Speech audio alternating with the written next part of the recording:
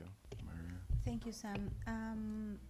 Nadia, regarding the health, the raising the bar across all the systems, the PNR this time, this last revision included a section on the role of health institutions, and it highlights the importance not only as the institutions that are closest to the event, therefore the first ones to first know about it, but also highlights the importance of coordination. And we've seen and we've been advocating across countries into the formation of a coordination body of some sort.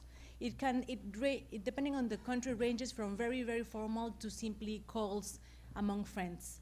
But we call for a formation of a coordination body that puts together all the stakeholders that have any interest or any action into the whole CRVS system, from the production of the event to the dissemination of the data about the events. So that's one way of addressing it, and we really advocate in each country, in each workshop that we run, we try to highlight the importance of being in communication and having the same standards, the same definitions, all from the most basic. Regarding the methods that being put together, actually the population division and statistics division are working on a manual on evaluation of CRVS, which probably will be completed by next year.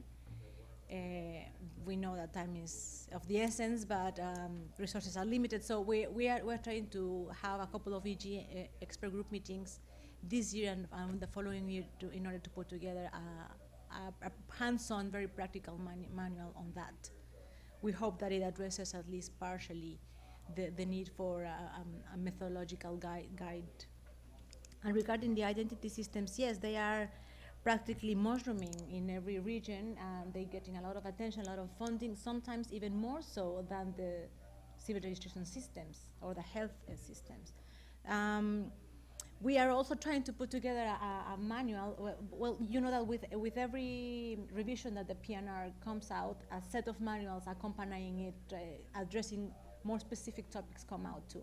So this one is about management of the CRVS systems, and we intend to include this identity systems issue and how it interlinkages with health, with civil registration, treat it as a building block of the identity system. It cannot be subsumed, or if it is subsumed, it has to be really delimited within the ID system.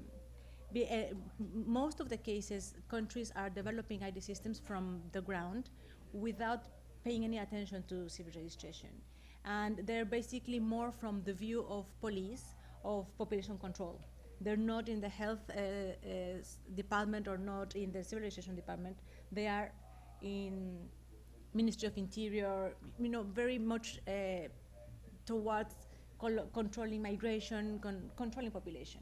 So you as UN and other regional organizations need to flag that and really advocate into our integration from the rights perspective. That's all I think. Thank you very much for the excellent responses. I wanted us to continue a discussion over coffee, but I guess you have a burning comment, so maybe I'll allow you. Just a minute. Yes, I'd like to come back to this issue of confidentiality and privacy. And one of the things that I think really interesting about this work is intention to, again, this is individual rights. And if you're talking about conflict zones, the use of ID systems for policing is really concerning. In record linkage, I'd like this quote from Ivan Felegi, that basically, I'm not going to quote him exactly, but what he was saying is record linkage, the difficulty of this technology is tied to a limitation you put because you want privacy protection, right? So that's something to keep in mind. If you can assign a unique ID, like in Scandinavian country where you have a transactional ID that follows you wherever you go, record linkage is a non-issue, so we have to keep that in mind. And that's something I think that I haven't seen sufficiently emphasized in the presentation that I've seen. I know that the focus is on civic registration and health, but confidentiality and privacy is something which is, for me, equally important. And in developing countries, right now, there are more urgent needs. If someone's going to die, well, I'd rather leave than, being anonymous, but still, that's an important issue. Thank you. From the World Bank side, as part of the ID4D, we'll be happy to work together to explore the use of identity management systems. The next session will be chaired by Haishan Fo, who just joined us. Most of you know her. She's the director of the Development Economics Group with the World Bank. So we'll take, thanks Aisha for coming. We'll take a 20 or 15 minutes break. Do you want a short or long coffee break? We're a little behind schedule. I would suggest 10 minutes, but I hear 20 minutes from Carla. Maybe we'll compromise 15 minutes. We can come back at 5 to 11. Thank you. Thanks for your attention.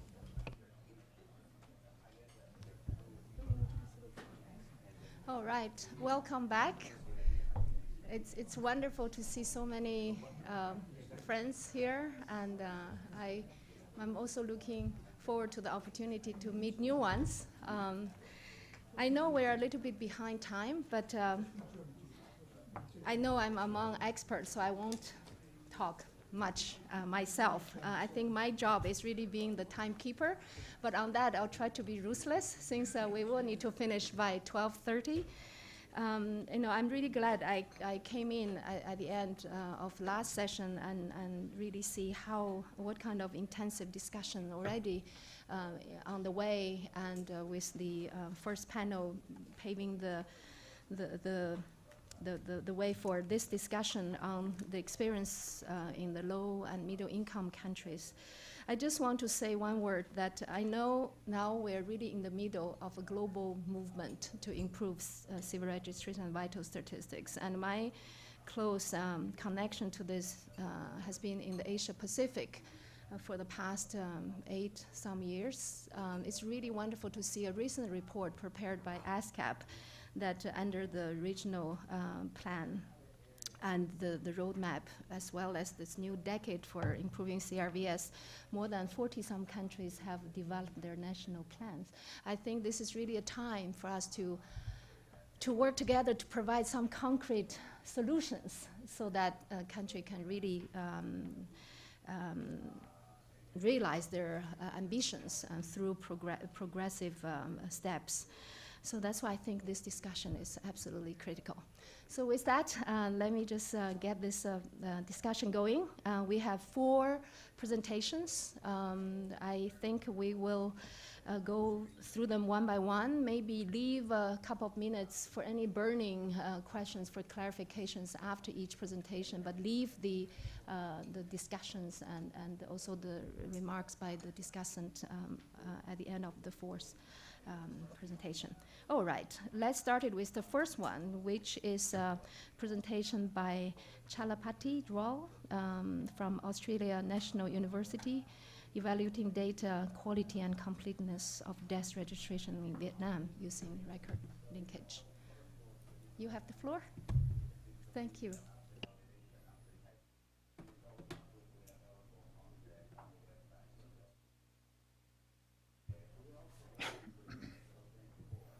At the outset, I'd like to thank the organizers for inviting me here to share my work with you. I've just gone a little beyond my brief. I'll talk a little of the research work that has been done in a few other countries in addition to Vietnam, just to illustrate some of the principles that we have to deal with. Okay, so I'll be able to skip some of the background and the statistical methods because they've been covered, in the morning session pretty adequately.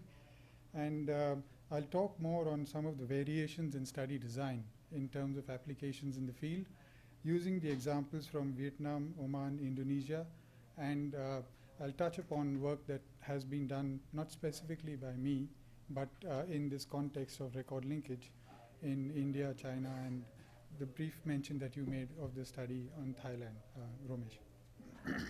And go through some of the limitations and advantages of record linkage studies in establishing the completeness measure.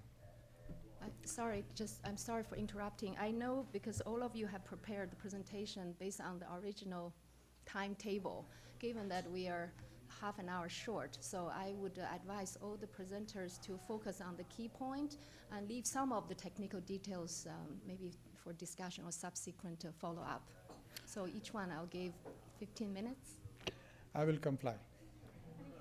Okay, so record linkage studies are being considered as an alternative. They're also known as dual record system studies or matching studies. They can be used for either reconciling data across different sources or as a basis for the capture-recapture analysis to estimate completeness. And capture-recapture can be defined as a method to estimate total population size when a full count is not available or not feasible, but when there are two or more independent sources of information on individual members of the population. Over here, the population we are interested are in the deaths. Okay, individuals are captured from the record in one source and recaptured when the record is identified and matched in the second source. Matching is conducted across several key variables, which could be ideally the unique identification number, but in a practical context, we use personal details, geographical variables, and details around the event. The statistical procedure is based on assumptions to estimate the deaths that have not been captured by either source, as was mentioned in the morning by a colleague from the United Nations, which are then added to all the other records to derive an estimate of the total deaths. And the completeness of either source is derived as a proportion of deaths recorded out of the estimate of total deaths. So the 2x2 table, which was shown previously, the estimate which we need to derive is X, which is the cross product of B and C divided by A. And that's a statistical detail. The completeness of each source is derived as the number of deaths recorded in that source out of the total estimate, including the unobserved cell. Okay. The method is based on several assumptions. Firstly, all cases in each source are correctly diagnosed. In this case, it's true deaths. In other instances where it's applied in epidemiology, a correct diagnosis of a certain congenital malformation or chronic obstructive lung disease or whatever is the disease of interest. All cases from each source are in the correct and same time-space frame for the analysis. Okay, that's when the matching can be considered to be perfect. The study population is closed to migration. There's homogeneity of the capture probability in each source. That is, in each data source, each individual has an equal probability of being captured. And the two data sources are independent. That is, capture in one source does not influence capture in the second source. And this is one which is relatively difficult to actually prove in many instances. The data sources for deaths that are used in record linkage studies are continuous recording systems such as vital registration systems, health facility or service records. You could use information from specific disease registers or police records, or some social sector or insurance databases that also maintain information on deaths. Continuous recording systems are hampered by the fact that they're prone to either inadequate coverage and completeness. Now, coverage and completeness are two separate terms. They're not interchangeable. The second type of source which can be used are periodic one-off cross-sectional data collections, which could either be through censuses, household surveys. And these are usually affected by recall bias and sampling error. There are several variations in the design and application of record linkage studies for assessing completeness. One set of variations occur in the design. So you can have matching of all records from two sources of the study population which cover the entire population. Okay? And this occurs in the sample registration system in India, in the study that was conducted for Oman in 2010, and as I believe correctly, the study that was conducted in Tonga, where all the deaths in the study population were matched across the two different sources. A second variant in this is the matching of records in only a sample of the study population. And here's where the sampling error comes into play, where only a sample of the total number of villages are selected for the independent survey, and the deaths from the survey are compared with those in the registration for that sample, and that completeness estimate is applied to the entire study population in making your mortality rate adjustments. There's a second the second set of variations arise in the method for the computation of completeness. So you can have data reconciliation after matching. So you match the two sets of data and then combine them to make a list of unique records and use that as your complete data set. So there's no adjustment for cases that are potentially missed by both sources, and this was again this was accomplished in the Tongan study and is also regularly conducted in the Indian sample registration system. A second variation here is that there is data reconciliation after matching with adjustment for potentially missed cases, and I'll explain the details of this in the study in Vietnam and the one study that we had done in Central Java and Indonesia. And the third variation is where there is matching followed by adjustment, but there's no data reconciliation. Okay, and this is conducted routinely in China. It was conducted in the Thai study in 2006, in a study in Indonesia and other locations, and the Oman, Malaysia, etc. Okay. So I'll focus now on the specific examples. So starting with the study that was done in Vietnam, it was done in a sample of 192 communes for deaths that occurred in 2009, covering a population of 2.6 million people. Several data sources were used. The first was a combination of the data from the commune health station and the population department. And the second source was data from the justice system. We had also identified several other sources in terms of deaths that were recorded by the Farmers Union, the women's self-help groups, and the aged care societies, etc. These were additional local sources that were available. Manual matching was conducted at the commune level, and this led to a reconciled list of unique events, which were then followed up by the verbal autopsy interviews, because the actual aim of the exercise was to derive cause-specific mortality for the study population. We had to relax the matching criteria in regard to the age and the date of death, because there were several differences that had occurred in the recording in the different sources. And over here, there was an exercise of local judgment, which was very critical to the matching exercise. And this is a very important component of the implementation of these record linkage studies, because of the variations in how variables are recorded in different data sources, and you need key local inputs into actually identifying whether a death there's a match or a mismatch in a certain situation. The unobserved cell was computed from the two-source analysis, but we measured the completeness based on the reconciled data, and we used the reconciled data as a numerator and the study population as a denominator to derive the completeness measure, which was then used to adjust the life tables. We did notice a variation in how the data is compiled across the different sources. So for example, in the Thai Nguyen province, 85% of the deaths came from the commune health station and 15% from the justice system, whereas in Ho Chi Minh, it was the other way. So there was no uniformity in how deaths are recorded in each system across the country. We presented the microdata as Romesh has demanded, from the different cells for anyone else who wants to apply this data in any other computations. We derived and we explained how we got our completeness measures along with the confidence intervals, and all the footnotes are there to explain things. We applied the estimates of completeness to adjust the adult mortalities, the life expectancies at birth, etc. Now onto the study that was conducted in Oman, and this was actually a study conducted by a PhD student of mine who completed his, submitted, and his thesis was awarded in December 2015. This was a study covering the entire population of Omani nationals. The two data sources were the health system death notifications for 2010 and the census in 2010. There were 3 rounds of matching that were conducted, which were electronic, but then we had to go back to the actual data to manually assess the records. The variables that were used are listed here. It's very complex, but one of the key issues was we actually didn't have a match for the name of the deceased, and we had to use the name of the tribe as a proxy to derive the match. There were weaknesses in the original database. You see there are a number of missing variables which we had to deal with, specifically through manual verification. We went through 3 rounds of matching.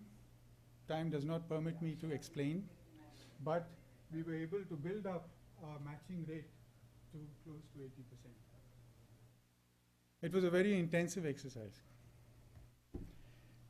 The adjustments showed that we had to we found mismatch mainly in the younger age groups, okay? And there were also subnational variations in the completeness. The third example is from Indonesia, where we had data from the registration system, the health system, and the survey. And we constructed this Venn diagram to actually identify where the deaths were actually being captured in each of the different sources. And this gave us an idea as to which components of the system were strong or which were weak, and where we needed to address our interventions to strengthen death registration. In another study, we had only 2 sources, but again, we conducted the 2-source capture-recapture analysis, and this data was also published with all the complete, details for any further, assessment of the data on the completeness. As mentioned, the Indian SRS does complete matching, annually, and this is constant. But there's only data reconciliation. There's no correction for the underreporting. In China, they do the independent survey only once in 3 years, and that too only in a sample. But they do apply the Chandrasekhar-Deming correction factor. And in Thailand, the second source was the inter-census sample survey, which is conducted only once in 10 years to derive, an inter-censal estimate of the measure of completeness. To conclude, okay, the limitations of record linkage studies are the poor quality of data in registration systems, and this has been observed across the board in all the different countries. There's carelessness in how data variables are recorded in the registration, and that seriously affects the matching exercise. On the other hand, the independent surveys also have their limitations. They tend to underreport deaths in surveys. So you end up with a much smaller sample. And in fact, 2 studies in Indonesia, we couldn't complete the analysis because the survey recorded barely half the number of expected deaths. So the matching exercise was superfluous. It would yield only a very implausible result. And as we said, there's potential for sampling bias. The advantages, as mentioned by others, is relatively straightforward for policymakers. The findings enable completeness assessment, but also identify the systemic weaknesses in the registration system. This one, involvement of local staff in the matching helps build awareness and capacity to strengthen the vital registration system. And this is a very important aspect of the record linkage study. You can derive age-specific measures of completeness, as was demonstrated in the Vietnam and Omani studies. And data reconciliation, especially from the additional fragmentary sources, improves the determination of causes of death. Thank you. Thank you. I really don't like my job. But just to ensure we have some time for discussion. Anyone have any burning questions? Just one for clarification at this point? Otherwise, we move on. I have a question. Okay, just very short. This is about the matching. So it was manual. So my question is, if you've used, because typically in probabilistic linkage, and I know this one was deterministic, so one of the advantages you can have the parameters and have automated decisions, and then have a way of evaluating the linkage errors. And that's my other question is, have you had any evaluation of, the potential errors when you were doing the linking exercise? We did have an evaluation by doing a field verification. So we linked the 2 records. We wanted to apply, say, a guess that this is a probably match. But we had the facility, for example, to go back to the health record and actually check whether the age was incorrectly recorded in the registration system, which we were able to identify from the health record. Okay. So in the Oman study, we do have that detail as well. Okay. For 521 records, we have that validation. Okay, thank you. Okay, great. Thank you. Let's move on to the next. We will make a little change. I will invite Chris. I'm trying to avoid mispronouncing anyone's name and also to show we're really close, so go by first name. Chris from London School of Hygiene and Tropical Medicine will give us his study on real-time record linkage between demographic surveillance and health facility data for monitoring access and utilization of services. Please, Sounds great. Chris. Yeah, thank you very much. My name is Christopher Wrench. I'm at the London School of Hygiene and Tropical Medicine as a doctoral candidate. About a year and a half ago, I dove headfirst into record linkage, so you guys are all new faces to me, and it's very nice to meet all of you and over today and tomorrow. So this is what I'm doing. Part of my PhD uses real-time record linkage between health and demographic surveillance surveys and health facility data in rural Tanzania, and I'll briefly explain to you what has been done thus far. So just some quick rationale for why record linkage is important to answer my research questions. This is the HIV care continuum that depicts the 6 stages that an HIV-infected person will experience throughout their life, from being tested for HIV to becoming diagnosed with HIV, engaging into care, and then becoming eligible, initiating, and being adherent to treatment. So in 2014, UNAIDS output this 90-90-90 target that I'm sure a lot of us have heard, and it says that 90% of those diagnosed with HIV or living with HIV need to be diagnosed, 90% of those diagnosed with HIV need to initiate treatment, and 90% of those who initiate need to be adherent to treatment. And so far, the ways that we've monitored monitored service uptake is using clinical databases only. And when we use clinical databases only, we restrict ourselves to only being able to research the latter 4 stages of the care continuum. And so if we visually depict that by this diagram, the red cylinder, we can consider the clinical database. These are limited to those enrolled in care and lacks a population perspective. And we also have HDSS databases that a lot of us know about, which are population-based, and however, they rely on self or proxy reports, and they lack the necessary detail about clinical events. But if you could imagine a linked data set between these 2 data sources, we would have a population-based data set that includes detailed clinical records. So what has been done in the past in Kasese, Tanzania, which is where this fieldwork occurs, retrospective record linkage has been done to varying degrees of success. One study looked at antenatal clinic linkages to the HDSS data set, and another study looked at HIV testing and counseling clinic data to the HDSS data set. And you can see by the percent match, the sensitivity and the positive predictive value of the algorithm that they really had a huge varying degree of success. Well, what I'm doing is building upon this and turning it into a prospective or real-time approach of record linkage, which is an approach that takes the clerical review portion of record linkage and it puts it in the presence of the patient, so that any uncertainty surrounding an individual's identity and the databases can be resolved at the point of contact. And this will allow us to build a gold standard data set to use for training a locally appropriate matching algorithm that then could be used to link more data sets, civil registrations, and the like, use it in the same area. So this is where I'm functioning. In northwest Tanzania, right off of Lake Victoria, there's a ward called Kasese. It's consisting of 7 different villages. There's been over 30 rounds to date of HDSS rounds since 1994, and concurrently there have been 8 HIV serological surveys. And in one of the villages, Kasese Health Center resides, where there are a slew of different clinics, 3 of them offering HIV services. And those 3 are the ones shown here on the right that I am performing record linkage out of to the HDSS survey.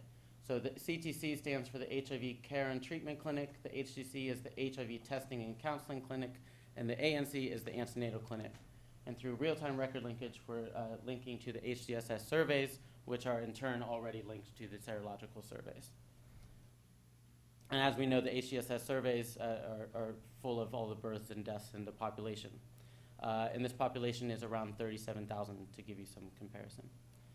The interview process, all patients, as they walk into either of these 3 clinics, are eligible. They're offered informed written consent, so any issues around privacy of linking the 2 data sets is given in the informed written consent, and they do consent to having their linkage, their records matched. And the goal of the interview is for the field worker and the clinic attendee to locate the attendee's HDSS records. So this is the software. It might look very similar to the South African software because the guys who set up the software in South Africa to do the real-time record linkage there, which you'll hear about next, gave me their piece of software, and now I adapted it for Kisesa. You see in the top left, we collect all the different clinic IDs that are offered in the 3 clinics. Over on the right, we collect visit information. And on the bottom right is when there's a repeat patient, it comes up whether we've already matched them or any clinical notes that we want, or any matching notes that we wanted to remember for the future visits.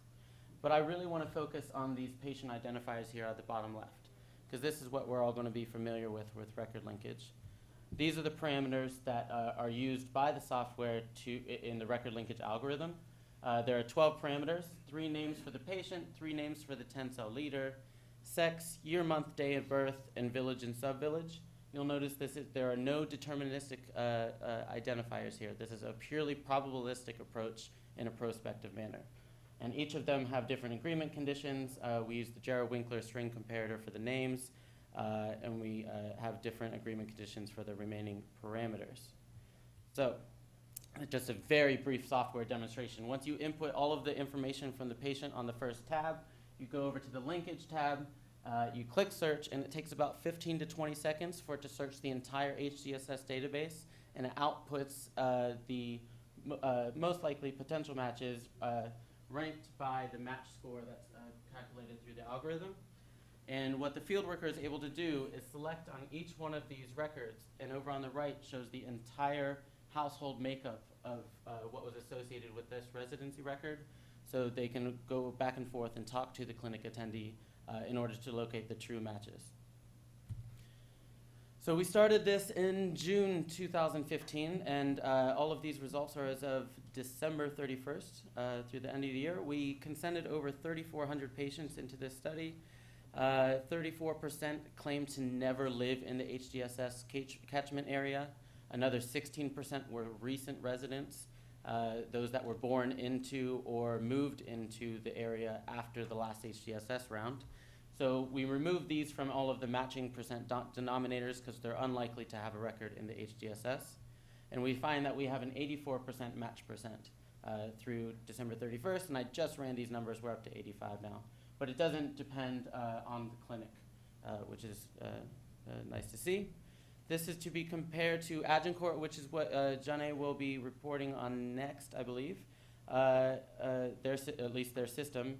They have an 85% match percent. And to put this in comparison, South African data have the national ID number. So they're able to use a mix of deterministic and probabilistic approaches. So I'm really pleased to see that we're already at the performing level. A purely probabilistic approach is performing just as well as a dual approach. So you might be wondering what's associated with being a match to an HDSS record. I ran 4 logistic regression models, one including all the patients that we've met with so far, and then 3 separate ones by the clinic. But you can see that sex does not seem to be associated significantly with finding a match in the HDSS database. Those that are older were more likely to be matched than those that were younger. We think this is because those that are older have longer histories in the area, or they might be, they have longer histories in the area. The claimed village of residence, so those that lived in more rural areas were more likely to be found in the HDSS data set than less rural areas. We think this is because the less rural areas includes this trading center that has a high migrant population. So those in more rural areas more have a stable residence history to be found. And I created this dummy variable because I thought it was important. When we first launched this, all of the field workers, as well as myself, were trying to figure out real-time record linkage and how this was going to work. So those patients that were seen after we sort of figured it out after the training months, were more likely to be matched than those before or during. We did interestingly find 197 records for patients who claimed to have no residence history in CASESA. This is because CASESA is not only the name of the ward, but it's a name of a village within the ward, and it's also a name of a sub-village within the ward. So when we first started, we said, did you live in CASESA? And they said no. They might have assumed a different meaning from what we meant. We now just start with, where do you live? Multiple records were found from individuals. Obviously, if somebody moves within the HDSS area, they're going to be picked up on 2 different records. And so very pleased to see that we have a nice distribution of multiple records for some individuals. So in total, we've made over 1,764 matches. So let's take a look at those. The rankings of the match made. So how did the algorithm rank them based on their match score? 77% of the time, they were ranked first, which is very nice to see. 13% were ranked second. So it's a great start. I don't like that it goes all the way down to 11th ranked, because if we want to take this algorithm and do a purely retrospective approach, we would only be getting the correct match 77% of the time, which is quite worrying. So we have some work to do there. These are the level of completeness and the match probabilities of the 12 parameters in the algorithm. So on the x-axis, we have how often is it collected for each patient, and then on the y-axis is when it's collected, what's the probability that it matched between what we put into the software and what we linked to. And it shows that 6 parameters in particular up there clustered at the top right seem to be driving the success of this system. Sex, first and second name, village, year of birth, and sub-village. 10-cell leader, I can explain it later if you want to know what that is, but those seem to be moderately successful in the algorithm. We see third name is collected quite frequently, over 75%, but even when it is collected, it's very has a low probability of matching. And then we have month, day, and 10-cell leader third name, which are very rarely collected, and they have varying levels of match probability. So part of my PhD is to take these data and to continue the evaluate the linkage system. And that's basically going to be a paper of what you have in the binder, which is what you've seen today in the slides. Some additional measures. Now that we're 7, 8, 9 months into the operations, I'm really interested in seeing the repeat visits and whether we're matching them on second visits versus first visits, especially when they move from clinic to clinic. I want to control for a field worker effect. One of the 3 field workers had a really well-versed knowledge of both data sources. So when he started, his match percent was up in the 90s and stayed there, whereas the other 2 started in the 60s and worked their way up. So I want to control for that in the multivariable models. I want to do some data source validation, as we see in this throughout the talks that we'll hear today and tomorrow. Now that we have these linked databases, I want to compare the self-reported data in all of them. And then I would like to assess the algorithm for enhancements in parsimony. Some really interesting things, comments that I got when I previously presented this was to change the instead of using Jarrow-Winkler, maybe use a different type of string comparator, but then also maybe see if there's some parsimony or some enhancements that we can do. As you saw with the graph of the level of completeness and the match probabilities, maybe having 10-cell leader, taking the time to have that in the system isn't really adding much to the success, so changing those things to look for enhancements. Yeah. So that's it. I have a minute and a half to spare, so I'll stop early to get us more on time. So thank you to all of my collaborators. Oh, no. Did I not have 15? Oh, sorry. All right. My apologies. Maybe I need to call Apple because their system's wrong. Okay. So thank you very much to all of my collaborators, and I would be happy to take your questions and comments. Thank you very much, Chris. Welcome to this community. It's a very refreshing new face. I'm glad the new generation is getting into this innovative research. Any questions for him? Just one quick one? Can I? Okay. Yes. Short. Yes, yes, it'll be short. So actually, I'll try kind of two questions very quick. The first question, actually it's more of an observation. It's like this real-time record linkage is more like a dream come true because you typically don't have access to the truth data. So having the respondent next to the operator is very good. I was just surprised at the 77% figure which you showed. And for me, that's an eye-opener. It means, having the respondents there is not necessarily the panacea. The second question which I have is,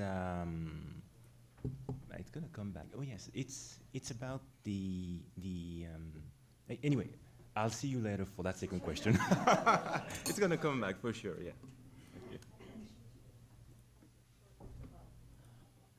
Good for you. Then I was 30 seconds over. I don't think I fully understood it, so I'll Yeah, sure. Thank you. Let's move on. Now I'm even challenged by the first names. So, it's Janae from South African Medical Research Council. It's your floor to talk about record linkage between HDSS data and vital registration data. Thank you. I'm just trying to see. Is it okay if I close this?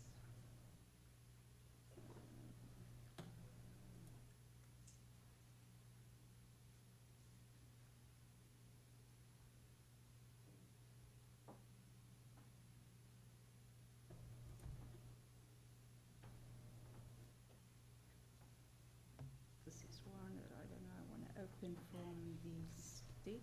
Somebody to assist me, please.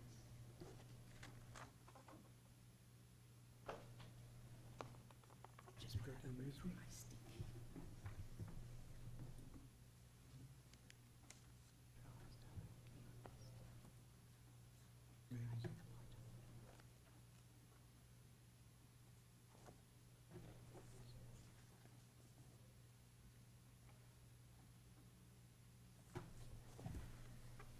Thank you, Chalapati. He was not only helpful in helping me to get a PhD, he was also helpful to do some technology for me. Thank you.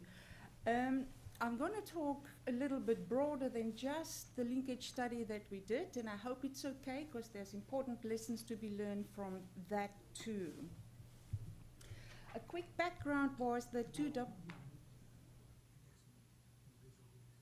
a short background is the two WHO assessments that was published in 2005 and 2007 respectively, rated the quality of South Africa's 96 CRVS mortality data as low. With the transition to democracy, however, during the 1990s, the South African CRVS system underwent major transformation. And key events, all that one have time in a meeting like this, included the demise of separated development policies and the consolidation of four so-called homelands and 6 self-governing territories into one geopolitical entity. It's also to do with the fact that we passed in 1992 a new Birth and Death Registration Act that mandated all deaths in all geographic areas to be registered onto a single centralized CRVS system. This was not the case prior to 1994. And several strategic efforts to enhance the CRVS system by governmental agencies, including Stats SA, Departments of Health and Home Affairs, in collaboration with local mortality and epidemiological researchers. Now, given these initiatives and many more, it was of interest to ascertain whether or not there was an improvement in the quality of post-1996 CRVS data that was assessed by Mathers and his colleagues. An output evaluation was hence conducted, assessing the quality of CRVS mortality data for 1997 and up to 2007 according to 9 criteria. And just to run through these criteria very briefly, I hope they are visible. They were coverage and completeness under the data attribute of generalizability, epi and temporal consistency under the attribute of reliability, and for validity, we had content validity, extent of ill-defined and non-specified codes, and the use of age and sex in probable classification. Some of these has been referred to earlier on. And then in terms of policy relevance, we use timeliness and availability of subnational data. So our evaluation reveals considerable progress from a dysfunctional partially mortality data system to one that offers data that can be adjusted for known biases. However, 2 of the 9 criteria had been rated as unsatisfactory, and that was content validity of the cause of death and extensive use of ill-defined and non-specific codes. This signified critical shortcomings, in particular with regard to cause of death data. So in response, a record linkage study was designed in 2012 with key research partners to link, match, and compare mortality data from death notification forms in the national CRVS system and verbal autopsy forms in the in-depth Agent Court Health and Demographic Surveillance System, in short, just Agent Court. This was done for 3,700 plus individuals who died in the period 2006 to 2009. It was a collaborative study, which is an important lesson to learn, that involved individuals from Statistics South Africa, Agent Court, the SA Medical Research Council, the University of Queensland in Australia, and the Institute of Health Metrics and Evaluation in the US. This map is to give an idea of where in South Africa the area was that we work in. The black borders here are provincial borders, and Mpumalanga was the province in which we did the study. And you can see that it is in the far northeastern district of Eslanzeni that we worked, and specifically then within Eslanzeni we worked in the Bushbuck-Rich sub-district, and there sits the Agent Court HDSSS. And this inset here at the bottom give an idea of the different villages that there are that is part of the ongoing surveillance for the past 20 years plus. 11 variables common to both the CRVS and the verbal autopsy data sources were identified and used for matching the death records. And quick, they were national ID, surname, sex, day of birth, day, month, year of birth,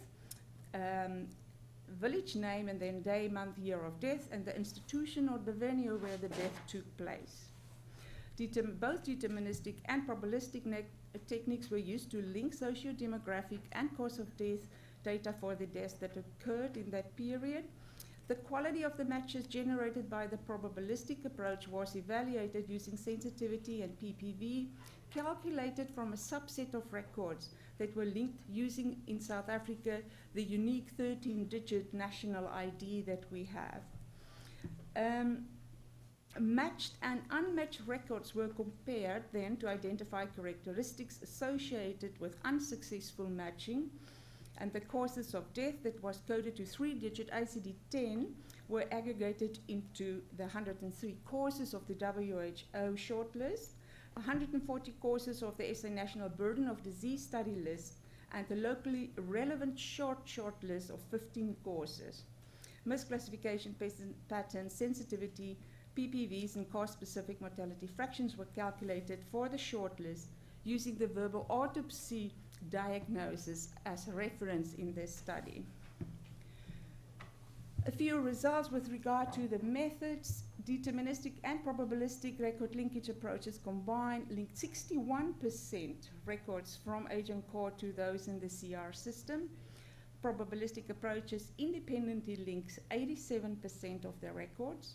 In a subset of 708 records that were linked using the national ID number, the probabilistic approaches yielded a sensitivity of 90% and a PPV of close to 99%. The records belonging to more vulnerable people, including poorer persons, young children, and non-South Africans, were less likely to be matched. And then some results with regard to the cause of death agreement. For the 2,261 matched cases, that was now 61% of the total. Cause of death agreement was 15% at the 103 causes list of the WHO, and then 23% for a shorter list of 15 locally relevant causes, which mean that less than a quarter could be matched at that a very aggregated level. Course-specific mortality fractions were significantly different for all 15, except 4 of these courses evaluated in that analysis, and that was tuberculosis, stroke, other heart disease, and ill-defined natural causes. Some lessons learned. I know that Pam will focus on lessons that I decided to delete from mine. So the ones I said are the ones that close to my heart. This first study, linking national civil registration and verbal autopsy data in South Africa, demonstrates that linkage between VA and CR data sources is indeed possible, while ensuring the confidentiality of all information of the deceased and while respecting the strict data security protocols of both StatSA and Agent Court. Just to say, when we were working on these, the colleague that Wrench is working with, Cho, when me and him walked into StatSA, we were told that we can have a 10-year imprisonment should we transgress any of the rules. So the linkage proved a promising method to provide a better understanding and empirical evidence about the quality and the utility of the country's CR mortality data. Given health district managers' critical need for valid facts of the cause of death profile of their districts, because that's where the prioritization in terms of health resources take place, we explored further with the results from the validation study. We adjusted the cause of death data for the surrounding Ehlonzeni district. So we moved now from the very small area of Asian Core to the one in red that I showed earlier on, Ehlonzeni, the health district, in which the Asian Core HDSS falls. And just to show you quickly the value that we gained from doing this exercise was, if one look on the left side, these are the Ehlonzeni deaths, the top 20 courses for 2008 to 2009, and that's from the raw civil registration data.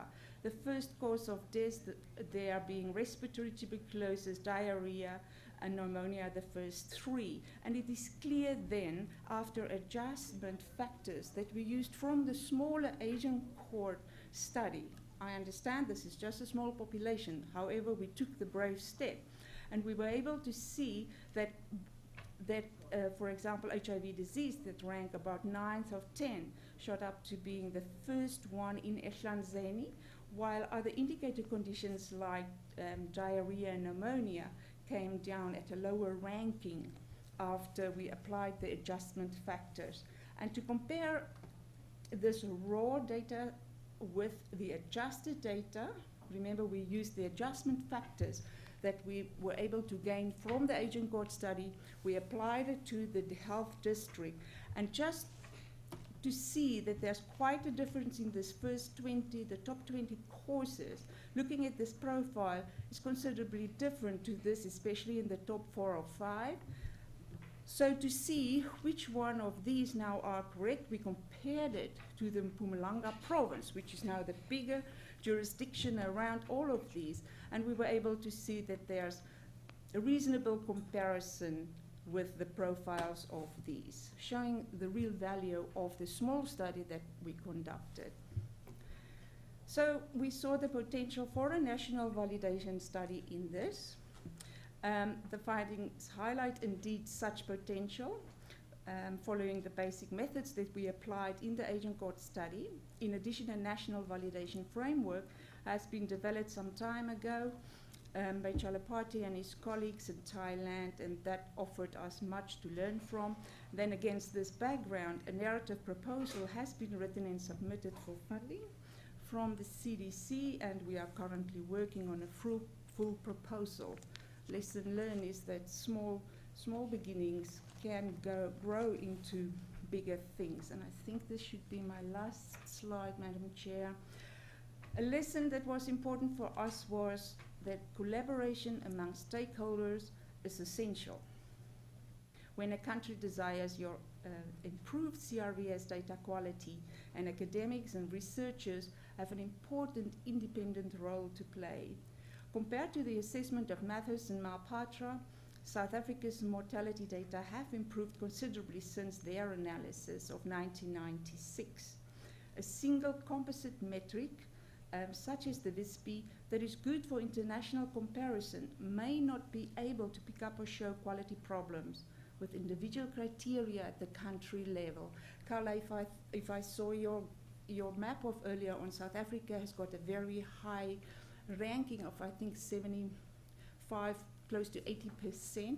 However, if one look very close at some of the very criteria that you use, it's clear that there are definitely room for improvement. I understand to look at the global level, it's fantastic to have an instrument like that, but it's even more important that countries realize that data quality needs to be assessed at a different level too. So South Africa has seen great strides in improvement, but there is still much to be done to improve the quality of our mortality data, in particular with regard to cause of death data. Thank you. Thank you so much. Thank you. One quick clarification, if anyone, before we move on. Thank you. It's a very clear. Oh, someone. Sure. Point out that last comparison with the province was our national burden of disease estimate. So it's an estimate. It's not. Sure. Thank you, Pam. Empirical data, but it's Great. Thank you. Thank you very much. I'm sure there will be more questions during the discussion. So let's move on. I'm really glad. Thank you all, the presenters, for keeping the time so well. Now let's move on to the last presentation by Stephanie, the experience in Malawi and Senegal. I'm sure I didn't pronounce the name right. So actually, Stefan is not. Stefan, okay. Is Jill Peace. Oh, Jill.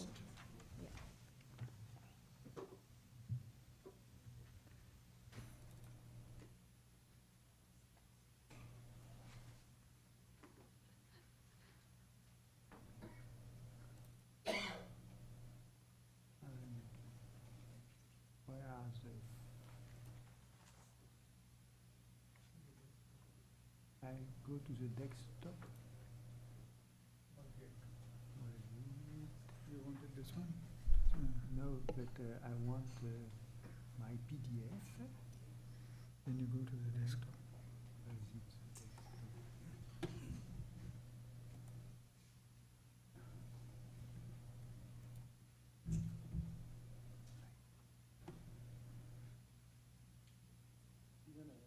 Thank you. Yeah, sure.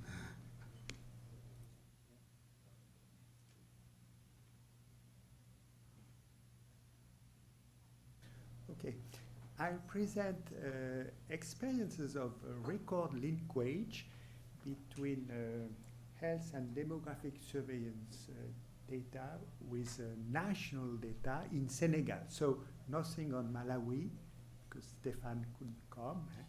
And the first experiment is record linkage between national census data in Senegal and health and demographic surveillance systems. So, as has been shown, health and demographic surveillance systems can help assessing the quality of cross-sectional demographic data, for example, censuses. And here, it's a study implying the Senegalese statistical office who wanted to evaluate the quality of his two last censuses. So the censuses of 2002 and the census of 2013.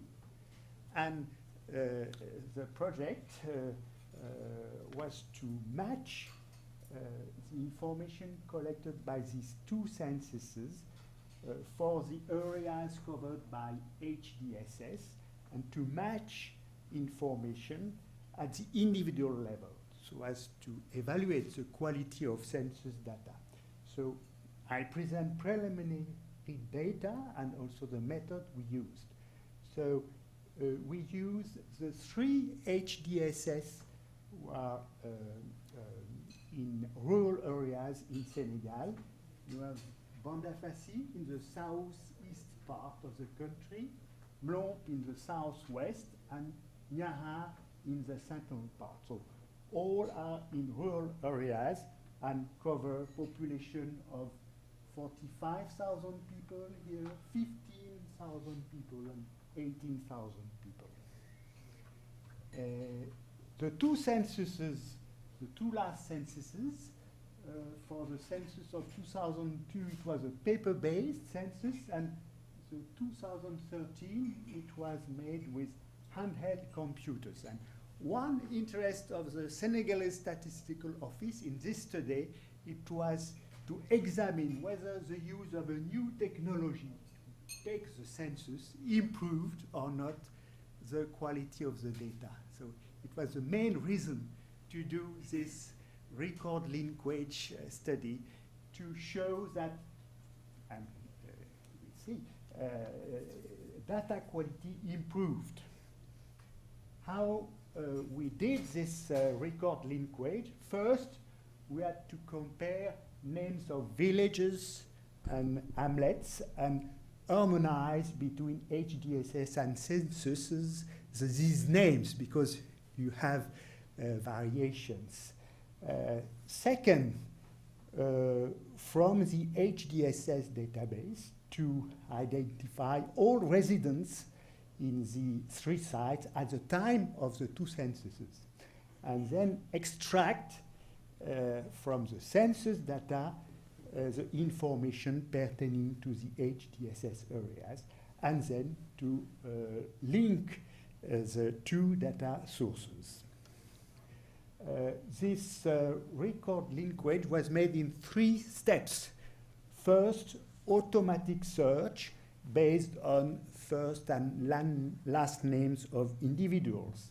Second, a manual linkage based on kinship charts. We'll see that after. And third, field verification with local informants and HDSS interviewers.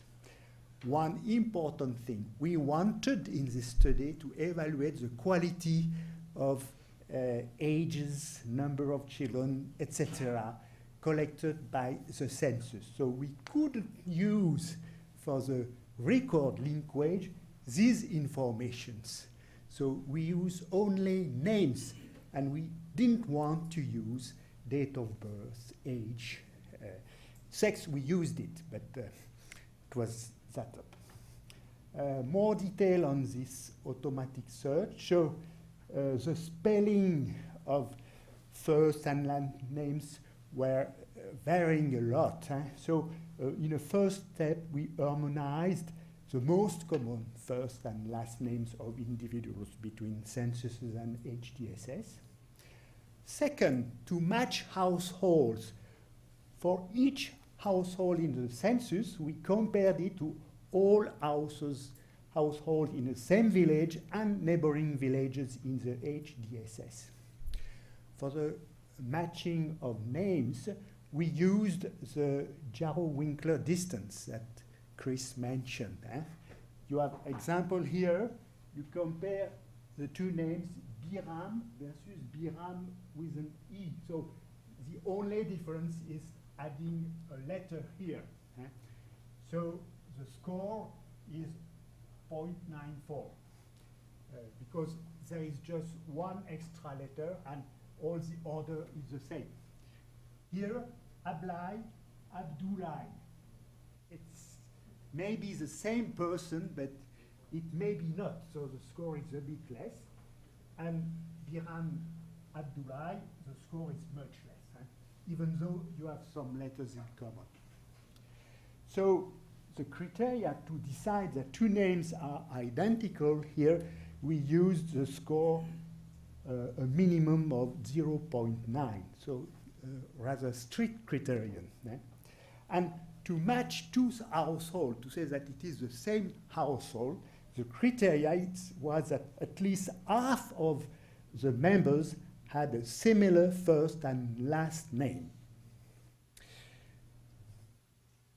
We, after using automatic method, we made a manual work, first to check all automatic matches to verify if there were not errors, and then to try to find other match manually. And we used kinship charts. Here you have a household with nearly 20 people. So households are very populated. You have a lot of people. And to ease the work, we draw these charts with the kinship relationship between members of the household. You have here a man, two wives, the children of the two marriages. You have the mother of Moussa Kamara here. You have his half-sib here with his wife and children. Well, so this is the chart from information from the HDSS. And here is the chart for what we found was the same household, but derived from census information. You find about the same structure. And so the use of these charts is the work to match the individuals. So some results we used these comparisons to evaluate the quality of data on recent household deaths, so the deaths over the last 12 months in the household. And we found that we obtained very similar mortality indicators from the census with HDSS, with the exception on infant mortality. So all the mortality indicators derived from the census are rather close to that from the HDSS, but infant mortality, which is probably underestimated by 2/3 in the census. So this is an example of results on aggregate level. And then we go to match at the individual level. So here is the linkage rates by site. So here is the linkage rate of compounds after the first automatic search. So in this census in Bandafassi in 2013, 27% of households were automatically matched. Using manual linkage, we increased to 58%, and going to the field verification, we were nearly 90%. For individual match, for matching of individuals, we went from 12%, 45%, 25%. In this site, we arrived to nearly 90% of people in the census we could be found in the HDSS. An example of analysis we can do afterwards is to compare the age declared in the census with the age from the HDSS. And you have here the age groups and the difference between the age in the census and age in the HDSS. And what you see is there is a tendency of the census to underestimate the age of the persons, and it is increasing with age. So here is a case where the difference between census and HDSS age is in between 0 and 2, and here it's the HDSS age is higher than the census. So there is this tendency. So the work is in progress. Here are just a few examples of what we can do. Record linkage with national censuses is feasible. It's some kind of conclusion. It's technically simple when data names are available, and when we have genealogical links, we want to analyze the quality of reported age, data on mortality, fertility, etc. So this is our first example. Then I move to another experiment. I'll do it rapidly. It was. Jill, you have, how long is this presentation? It's very short. Just This is another. I have 1 minute. 1 minute? Yeah. It's very short. So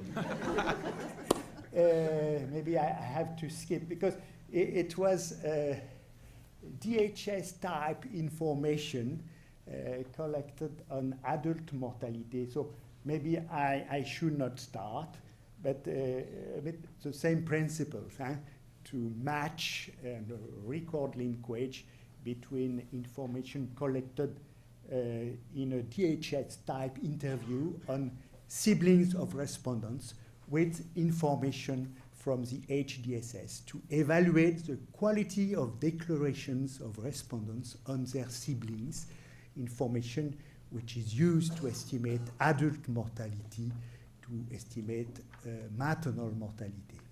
So it will be for another presentation. Sorry. Thank you so much. I'm really sorry to cut you short, but I'm glad that there's this study and in the published paper. So I think we should make sure that everybody will get it. To be fair, any quick comments on this before I move on to the discussant? Very quick, please. No, I'm the discussant. Oh, you are the discussant. Okay. All right. Okay. So I'm sure we'll have a chance for you to ask questions on any of the 4 presentations. Now let's move on to Pam, who will be our discussant, and the floor is yours. Shall I just talk or shall I show? If you have any Slide, I should really give you the chance. I might need you. Yeah, where? This one. Ruthlessly.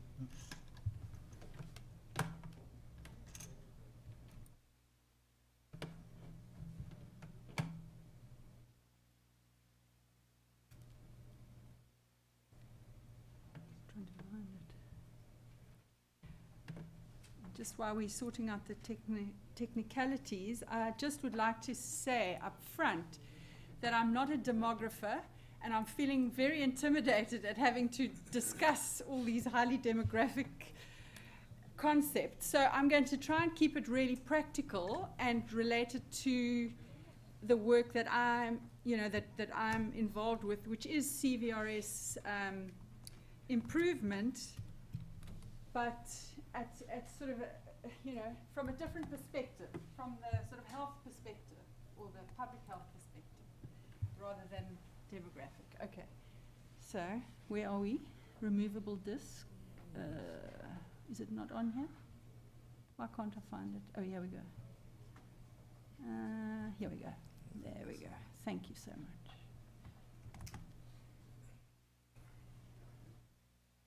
And some of the presentations turned out to be slightly different to the papers, so excuse me.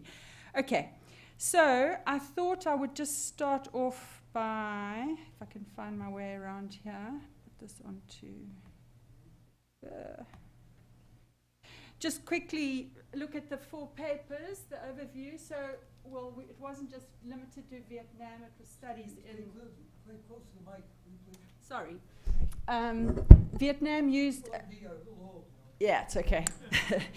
Used a record linkage to collate death records and estimate completeness of death registration and estimate age-specific death rates and other indicators of mortality.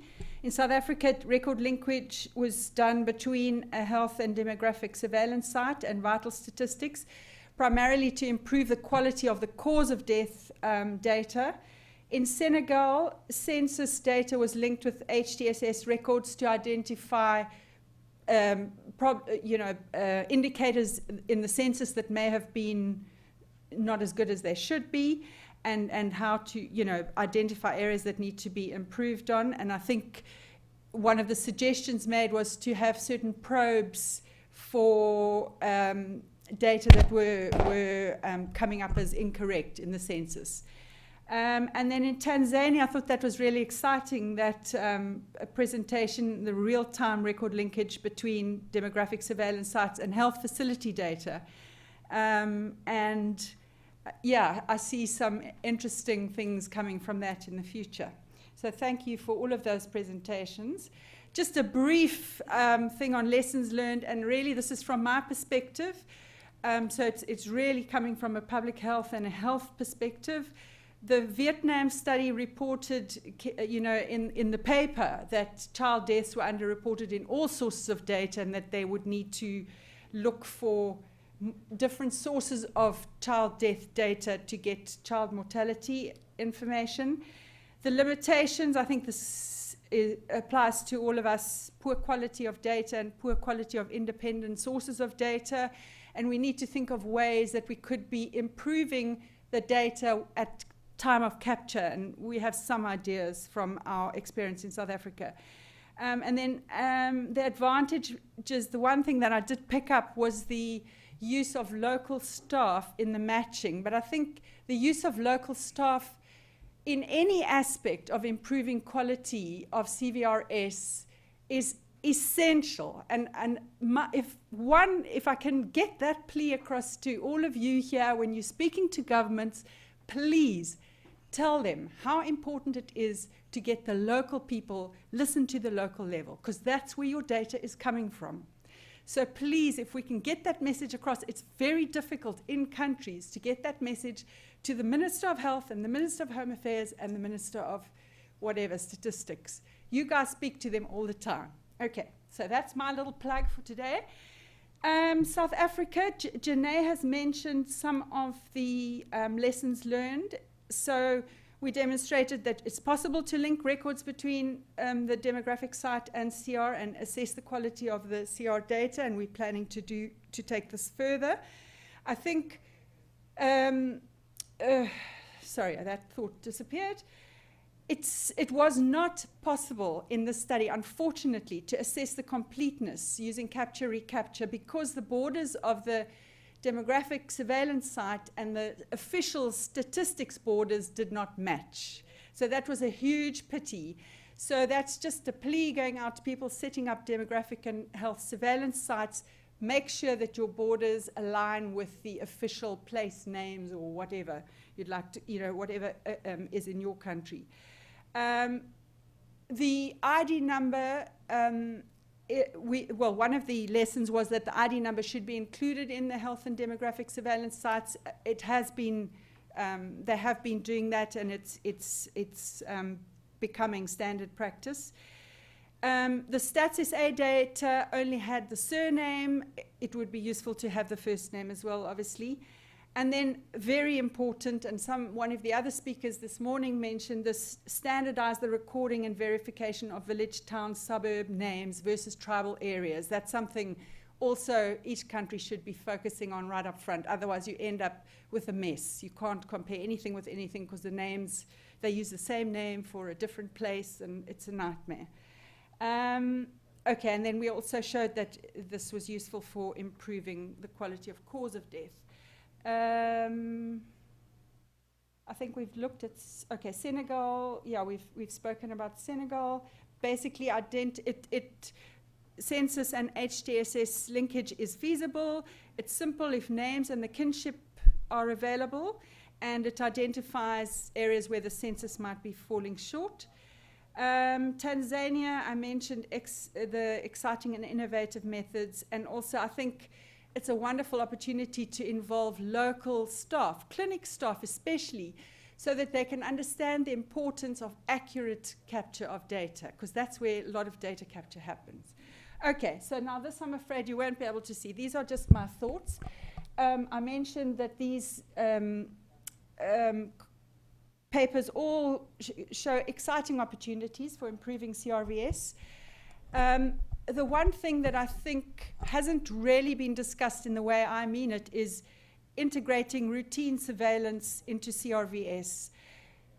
Record linkage with CRVS data can provide a lot of value for health, such as evaluating outcomes of and identifying missed opportunities in health programs such as TB, and ARV programs. And I think this is another element that's missing from the CRVS discussions as I've heard them over the last year or so. Involvement of local staff I've spoken about, and then just some practical issues, and this is from personal experience. First of all, the legal frameworks which regulate privacy and confidentiality they're very necessary, I agree, but I think we all agree that ethically this sort of linkage is for the public good. And somehow this, we have to get over this. We have to find ways to share data. It's really, in fact, I think it's almost criminal not to be using data that's there for the public good than to have these strict privacy laws. I don't know how other people feel, but I'm sure that most people would agree. Obviously, we have to have measures to make the data secure, and perhaps that's where technical assistance can be provided so that people feel comfortable, making these data sets available. The other thing is, somebody else mentioned, it's imperative that we get buy-in from government officials in all the different ministries responsible for CVRS. They've all got different, incentives for doing it. The civil registration, they just want to register death. They're not interested in the cause or whether it's complete or, the health people need to know what the cause of death was. The statistics office wants it to be complete and certain data feels to be accurate. They each need to know why each item on that form is important.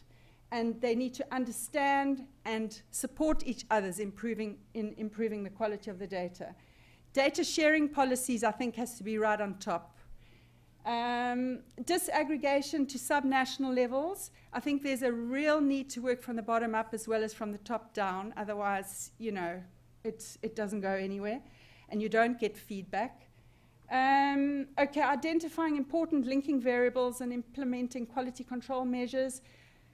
Double capture of ID numbers or mortuary reference numbers or important, identification variables. Comparing date of birth against an identification number, those sorts of things can be implemented to ensure that you sort out data issues that can give you huge frustration at a later level. I mean, a date of death can't be later than a date of birth, and it's very easy to have all those things built into a technical system. And then, the technical expertise to guide one to do that. So that's all I have to say. Hope that was useful. Thank you. Very useful. All right. Thank you so much. It's very, very good comments. Let's open up for discussion. If you don't mind, we'll eat into your lunchtime by 2 minutes, so we'll have 15 minutes for. No, I'm serious. So we'll have at least 15 minutes discussion. So now it's 12:17. Jump in, please. Anyone? Okay, please, you. Thank you. I have a question for Janet, again about causes of death. But if on the adjustment you produced after this linkage, and so it seems that you decided that verbal autopsy was the reference, and you adjusted according to the results of verbal autopsy, but maybe it's not always the case, so could you explain me about that? And also I was wondering if the differences could come from the registration itself of the cause of death, at least as it is mentioned on the medical certificate in case of civil registration, or how it was described in the verbal autopsy, or from the codification of the cause of death, so which are two different levels.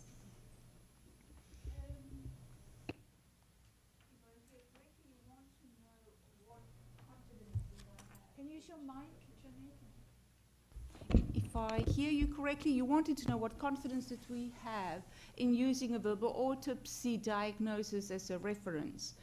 The vital registration data has had, at the time when we thought about the study, enough evidence that causes of deaths are a mess in South Africa, that the reliability, the validity of it is shockingly low. And that's been found not only by small records reviews or forensic pathology reviews.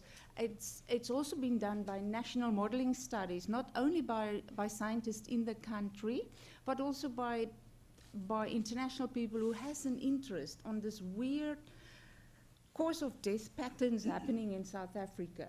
While we have a certain GDP per capita, our data looks not good when it comes to the typical one would expect in a country with this sort, the epidemiological profiles expected from a country with this sort of medium income. So in that sense then, I looked at the data available from the 3 different HDSS sites in the country. And decided to use the one from Agent Court for the reason that it was running at that time for 20 plus years, and considerable work has been done, again by international and external people, with an interest in seeing what is this HIV phenomenon, the misclassification, the underreporting, the misattribution, etc. So I had enough confidence in one of the papers that came out of this study. It's a part of the introduction, about 7 or 8 arguments, because I knew the medical people is going to slaughter me for that, or the clinical people. So I had 8 or 9 arguments why we then decided to take the verbal autopsy diagnosis as our reference standard. Yeah. Thank you very much. Can I see a show of hands? How many of you want to ask questions or put in comments? We have 1, 2, 3, 4. Anyone else? Okay, 5. Okay. Why don't we gather all the comments before we jump into response, so I can manage the response time. You, please, and you, someone there. Oh, actually, someone else. Okay. All right. You and you and you. Okay, thank you, Chair. Just very quickly, thank you, Chris. You're singing our chorus here in terms of proactive search and the use of probabilistic record linkage. I wanted you to sort of guide us through a little bit in terms of how you navigated these very, very tricky privacy and confidentiality issues, given, this was a sort of joint effort between a health clinic staff member and, a local person seeking health. And because I think these are, I think Abel raised this issue earlier, and I imagine they become even more acute when you try to do this in real time. Thank you. Great. Karen, please. Sorry, just 2 quick observations, which I think feed into this as well. I think some of the work that Janae presented, I think, highlights this pervasiveness of confidentiality in the work that we're discussing over these couple of days, both in terms of the challenges, in terms of linking the data, but also the way that we can use this method to get around some of the problems that come from issues around confidentiality. I would be stunned if concerns around confidentiality and privacy in the civil registration data weren't part of the reason why HIV, for example, is underreported. It's a cause of death that has a lot of stigma attached to it. It tends to be something that we just don't see in CRVS data. It's in the Pacific, we only get it in the public health records. People don't die of HIV and AIDS, even though we know it's happening. So I think we've got a lot of issues around confidentiality and privacy to deal with, but I think it also gives us a mean of dealing with some of the biases created by them. The second thing that's really sort of occurred to me as I've listened to all of the presentations is I think there's some huge advances and opportunities coming out of some of the real-time data linkage. But what's being sort of running around my head in terms of our region is the costs involved in setting up something along those scale, and this sort of sliding scale we have of expenditure to get the sort of data we want, and the investment, first of all, in terms of getting accurate recording of the core data in a system so that we can look at some of the more basic linkages, through to the investment that we would need to make to do some of these later ones. Yep, thank you. Please. Okay, I have a bunch of questions. I try to not be greedy. First of all, for Chris, my first question is if you can comment about the ability of the respondent to help determine the truth, that is if two records are actually matched. This is like in record linkage is kind of a holy grail to be able to have the person who's concerned by the records actually saying if it's actually matched or not. So that's my first question. The second question is, you mentioned future research about reviewer effect, and for me that is reminiscent of what we see in traditional surveys in terms of interviewer effect, and there's a whole literature on measurement error for traditional surveys. At Statistics Canada, we've looked at that and looked at the possibility of using repeated reviews. So that is something I would like him to comment on. The third question is, having someone asking the respondent to help identify whether the records are matched. I'm wondering if, let's say that in the civic registration system there's no record for that respondent, but showing him a list of candidates may force, like a 10 candidate, may kind of probe them into saying, choosing one of them if none of them is actually a match. So these are my 3 questions for Chris. I have questions for Jeanne, and this is about, again, the issue of measurement errors, causes of death coding, the verbal autopsy, and I'm not a specialist in HDSS, but I was wondering if you've looked at some ways of characterizing the uncertainty of the verbal autopsy in terms of having a reference sample which may be based on actual physician or certified person versus the verbal autopsy, and try to kind of factor in this confusion matrix in your estimation. Okay, and I have finally some comments for Gilles' presentation, and I really enjoyed it. It reminds me of work that Newcomb did in terms of linking family history and trying to use a lot of information to use. I was wondering how it could be automated, because that's a lot of information, so in the context of an automated procedure, it would be nice to have that automated as opposed to have people, have to make those decisions. And that is, and one final question for Jeanne, which is, sorry, I'm greedy. When you don't have a national ID, how do you estimate the, because looking at the papers, national ID is used to kind of estimate the error probabilistic linkage. What happens for the records when you don't have that? Did you try some other way to estimate the errors? Okay, and that's it for me. Thank you very much. I remember there was a... I'd like to thank all presenters for their comprehensive presentations. My questions is for Vietnam. You mentioned that you used the police records for assessment. What is the main features of the police data? I'm asking about if you have a good strong database for the data of death in the police records. Thank you. Thank you. Let's just have a quick round of response from our presenters. Chris, you would like to jump in? Sure, yeah. Okay. So, Ramesh, turn off. Hello? Yep, all right. Yeah, and a lot of people have concerns about the privacy and confidentiality issues. This was something that was the biggest piece of the puzzle to sort out getting real-time record linkage set up in CASESA. And so this is typically the question that I get most when I present this, so I have a stock list of answers to give. So the consent forms are locked away. We do give informed written consent. They're locked away in our very own safe that only one person has the key and the code to get into, and they're transported by a field manager back to the offices.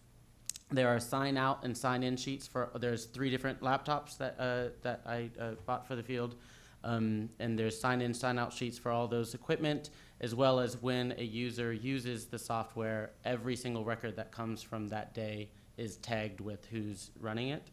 And they have their own individual passwords. With the data itself, in the database that I'm collecting, there's no clinic information that's being stored with it. The only parameters that are saved in the data set itself are what you saw on that first screen, which is the clinic ID, but then just personal information. The clinic ID, having that into the data set, then allows us in future to have the clinical information to be linked in, but they're not stored together with the DSS ID and the clinic ID. Even so, I encrypted not only the data files, but each individual field and each specific data point with a different encryption key. So throughout all of this, there's just, yeah, so this was a big thing, yeah. So that's that. Just a really brief comment to your point. Why we chose CASESA, because it seems to be a high cost to set up such an endeavor, a real-time record linkage with all the field worker training and all that stuff. Why we chose CASESA is that Tanzania as a whole has the CTC, which is the HIV care and treatment clinic, purely digitized throughout the country. So that was one of the 3 clinics that we wanted to link, and the other 2 were on paper records, which I developed data capturing. So it was a little bit less of a cost to start there. And then to respond to your questions, I think 2 of them had to centered around how do we know that the link is true. I think it's that was a big concern of mine when we first started this, and how I am appeasing my own self is because instead of just working through and saying, do you know, working through and selecting on a record and having the entire household makeup and saying, do you know this person, do you know this person, before we even touch the software, I've made little fieldworker timelines, residency history timelines that range from 1994 to current. And before the software is even opened up, the fieldworker works with the patient to construct where they lived, in what villages, and in what time intervals. So that way that acts as a guide for what we expect to find. So if there's any information that, or if there's a record that doesn't seem to fit into the timeline, we can ask more about. And I have a match notes field in the software that's just an open text field. And I told I trained the field workers to anything that you feel like you would want to tell me if I were sitting right in front of you, put into this open text field, so that way I can go back and look at any reasons why there would be any reason to think that it's not the truth. And yeah, that's good. Yeah. Great, thank you. Jill, you want to come in quickly? Very short, I didn't get exactly your. I didn't get exactly your point, but it was about automatic research. Yes, just as I explained in this experiment, we use a combination of automatic or probabilistic methods and manual work. We also combined work at office and work in the field. So it's true, it's a very time-consuming work, and probably we couldn't apply it to very large data sets. But it proved to be very efficient for this methodological study. So.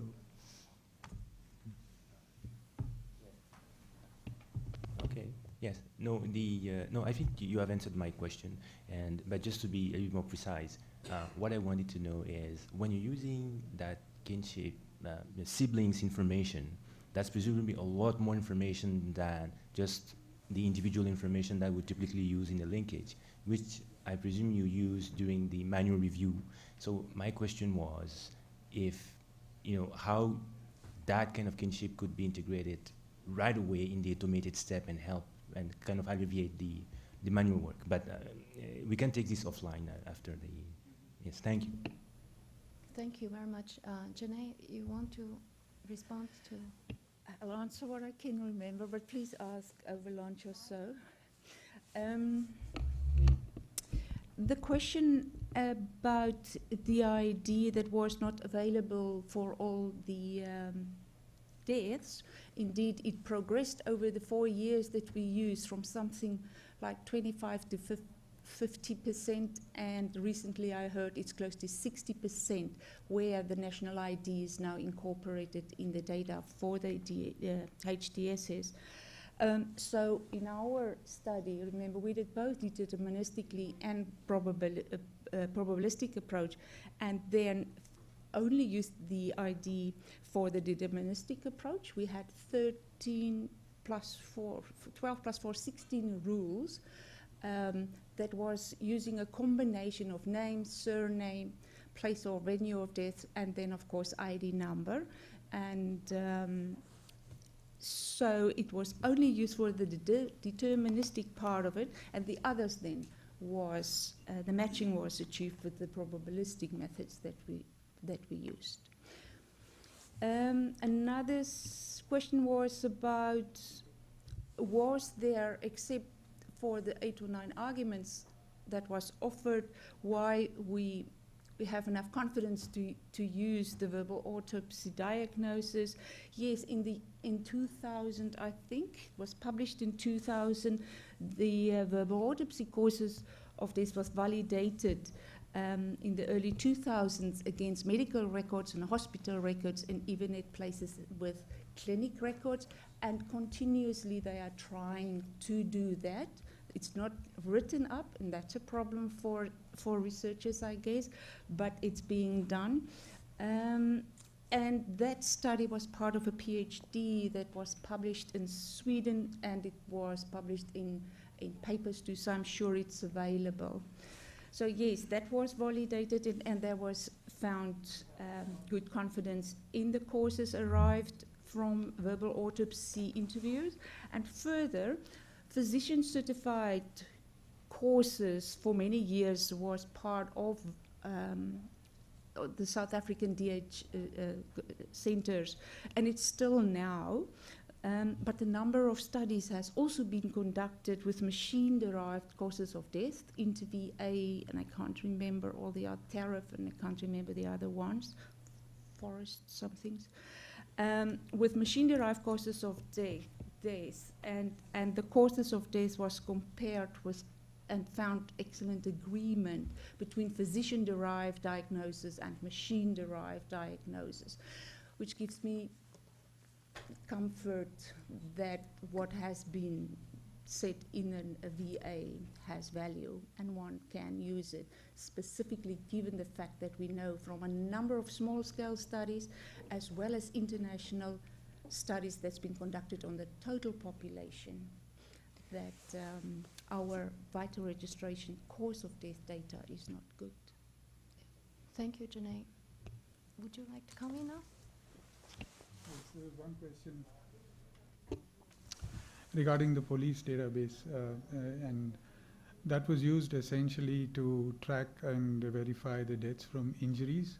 So in Vietnam and in some other countries, the deaths from injuries which occur off-site, are reported directly to the police, and then from the police they're directly reported to the district, registration offices, who issue a legal certificate, which bypasses the commune or village level, legal reporting system.